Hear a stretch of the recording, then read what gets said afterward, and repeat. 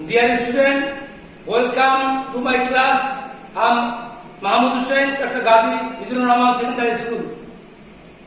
প্রিয় ছাত্রছাত্রীরা, তোমরা অনলাইন ক্লাসের জন্য যারা অপেক্ষা করছো, আমি আজকে তোমাদের ক্লাস 9 ইংলিশ সেকেন্ড পেপার থেকে রাইট ফর্ম অফ ভার্ব থেকে আলোচনা করব। রাইট ফর্ম অফ ভার্ব আমরা এটাকে বিশ্লেষণ করে দেখি। রাইট সঠিক, ফর্ম গঠন, অফ রয়ের ভার্ব কাজ, অর্থাৎ ক্রিয়ার সঠিক গঠন। আমরা আজকে আলোচনা করব ক্রিয়ার সঠিক গঠন। তোমরা এ পর্যন্ত অনেকেই ভার্বের সঠিক গঠনে অর্থাৎ রাইট ফর্ম অফ ভার্বে বেশ কিছু নিয়ম ইতিমধ্যে তোমরা জেনেছো, কিন্তু আজকে তোমাদের আমি অত্যন্ত সংক্ষিপ্তভাবে কিছু নিয়ম তোমাকে শেখাবো, যাতে করে তুমি রাইট ফর্ম অফ ভার্বসের উপরে অত্যন্ত সুন্দর একটা আস্থা তোমার আসে এবং সহজে তুমি বুঝতে পারো। আমি এ বিষয়ে তোমাদেরকে আজকে আলোচনা করব। প্রিয় শিক্ষার্থীরা, তোমরা ধৈর্য সহকারে আজকের ক্লাসটা না টেনেই সুন্দর করে দেখবে। তো আমরা দেখছি এখানে ভার্বের 6টা ফর্ম দেখছি। ভার্বের 6টা ফর্মে রয়েছে ভার্ব অন, ভার্ব বি, অথবা এখানে এটা বলছে ভার্বের বেস ফর্ম। তো শিক্ষার্থীরা, ভার্বের বেস ফর্ম এক্ষেত্রে আমরা জেনেছি রাইট ফর্ম ভার্বের উপরে তোমাদের দক্ষতা থাকতে হবে। টেন্সের উপর অবশ্যই দক্ষতা ইতিমধ্যে থেকেছে এবং পূর্ববর্তী ক্লাসে টেন্স সম্পর্কে আমি আলোচনা করেছি।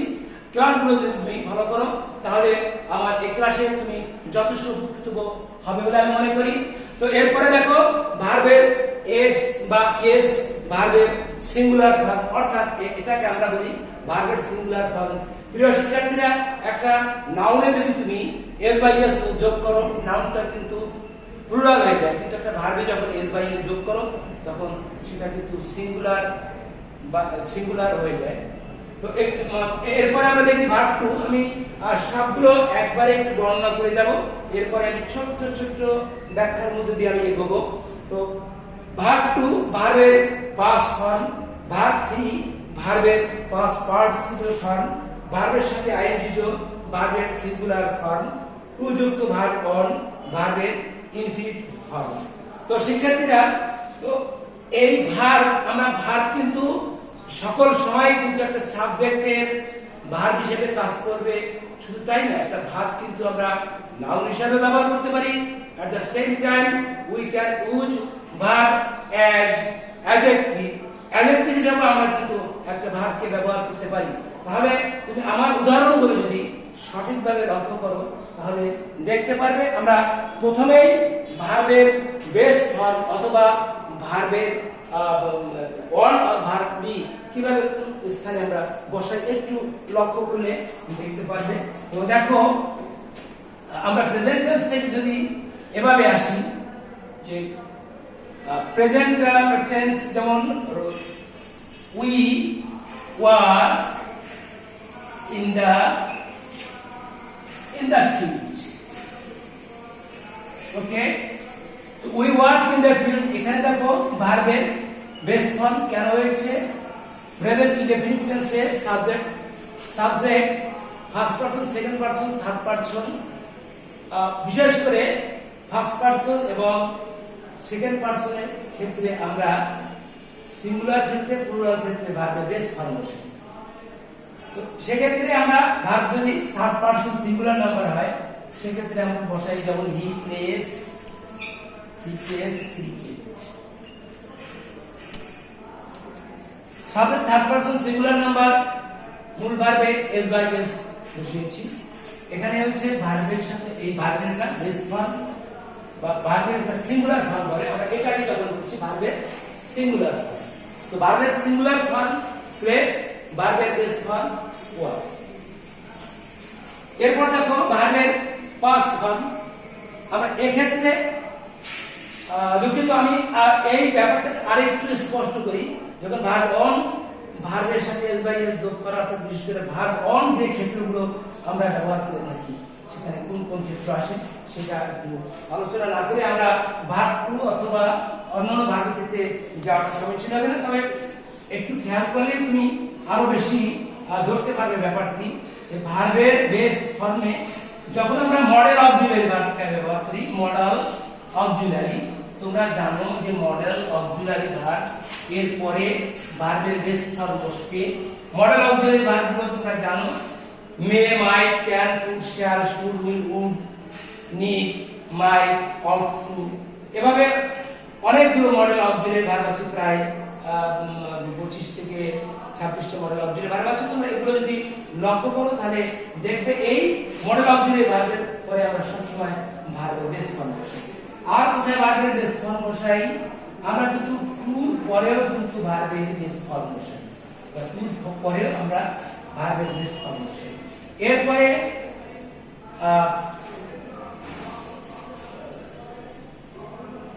আরো বেশ কতগুলো রয়েছে, আমরা অল্প কিছু নিয়ম নিয়ে আসবো এখানে, যেহেতু পরবর্তী আলোচনাগুলোর সাথে তোমরা আমার কাছে আমার সাথে থাকবে, তাহলে বাকিটুকু আমরা এখানে তোমার বুঝাতে সক্ষম হব। ভার্বের বেস ফর্ম হিসেবে আমরা নিয়ে আসতে পারি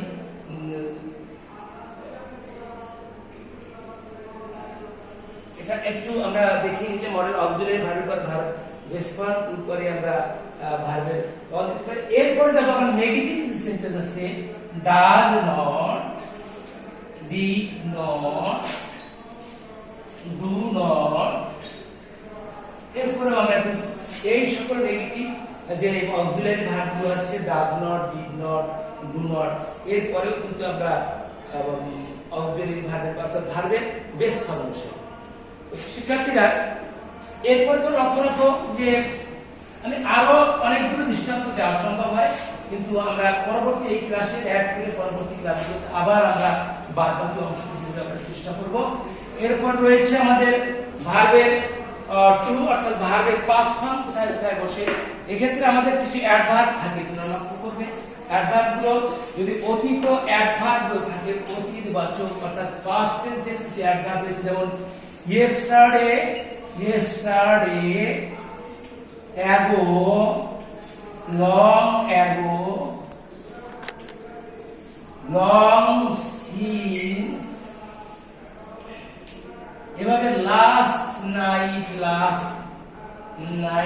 last week, অর্থাৎ লাস্ট দিয়ে বিভিন্ন টাইম আমরা দিতে পারি, তখন এক্ষেত্রে আমরা কিন্তু ভার্বের টু বসাই।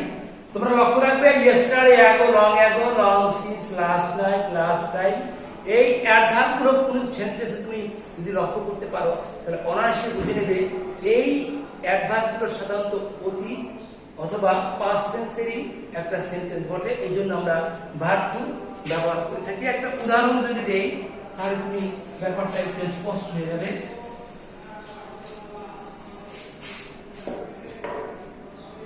যেমন লাস্ট মান্থ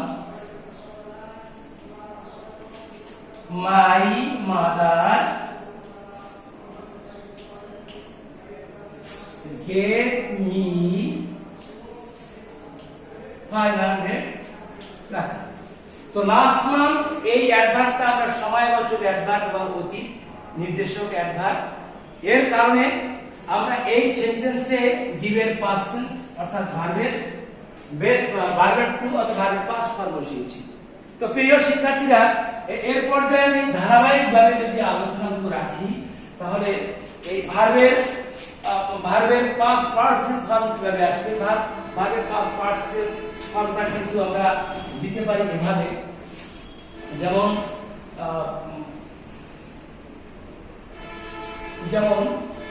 এখানেও কিছু অ্যাডভার্ব রয়েছে, just now, already, yet,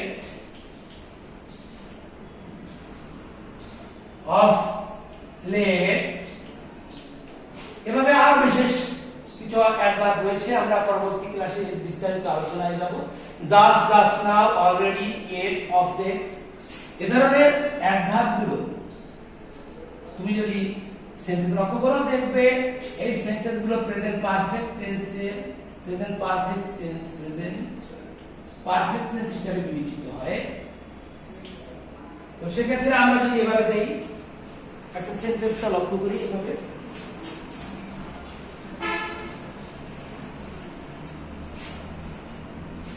I have already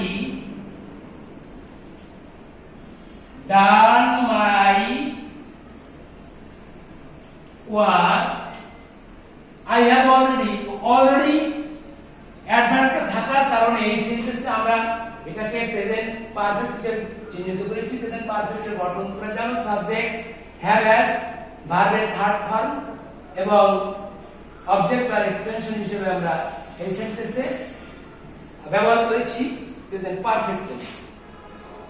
তো প্রিয় শিক্ষার্থীরা, শুধু কি থার্ড ফর্ম ভার্বের থার্ড ফর্ম হলেই কিছুটা প্রেজেন্ট পারফেক্ট টেন্স বা পাস্ট পারফেক্ট টেন্স হবে?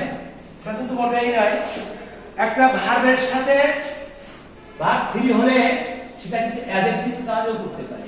কিভাবে অ্যাডজেক্টিভের কাজ করতে পারে একটু পরিষ্কার করে দেখাই। যেমন এ ক্রো likes rotten things। তো এ ক্রো likes rotten things, তোমরা জানো rotten মানে হচ্ছে পচা। তো একটা কাক পচা জিনিস পছন্দ করে, এখানেও কিন্তু আমি ভার্বের থার্ড ফর্ম বসিয়েছি। বাট এই থিংস যে জিনিসগুলো, এই জিনিসগুলো অ্যাডজেক্টিভ হচ্ছে রটেন। তো রটেন এখানে ভার্বের থার্ড ফর্ম, বাট এখানে একটু লক্ষ্য করছো এ ক্রো লাইকস রটেন থিংস, একটা কাক পচা জিনিস পছন্দ করে, এটা কিন্তু প্রেজেন্ট টেন্স। প্রেজেন্ট টেন্সে আবার পাস্ট পার্টিসিপেল আমরা কিভাবে ব্যবহার করলাম? অবশ্যই এখানে পাস্ট পার্টিসিপেল প্রেজেন্ট পারফেক্ট বা পাস্ট পারফেক্ট টেন্সের প্রতিনিধিত্ব করে না, এটা কেবলমাত্র অ্যাডজেক্টিভ অর্থাৎ এই থিংসের অবস্থা, অর্থাৎ এই রটেন দিয়ে থিংসকে মডিফাই করা হয়েছে। থিংস গুলো কেমন? থিংস গুলো রটেন অর্থাৎ পচা। তবে এই পচা জিনিসগুলো এটা কেবলমাত্র ওই থিংসকে মডিফাই করে একটা অ্যাডজেক্টিভের কাজ করছে, নট এখানে এটা কিন্তু ভার্বের কাজ করে। তবে কাজটা আমরা কিন্তু করেছি ভার্ব দিয়ে।